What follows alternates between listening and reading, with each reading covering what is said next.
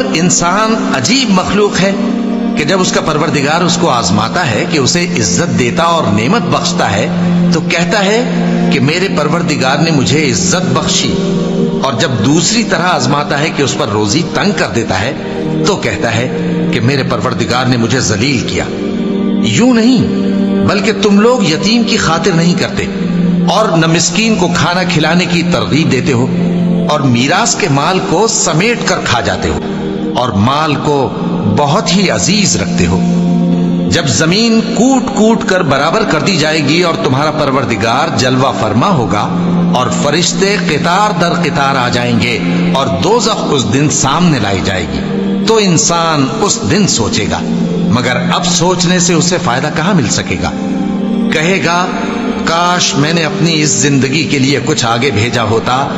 تو اس دن نہ کوئی اللہ کے عذاب کی طرح کا عذاب دے گا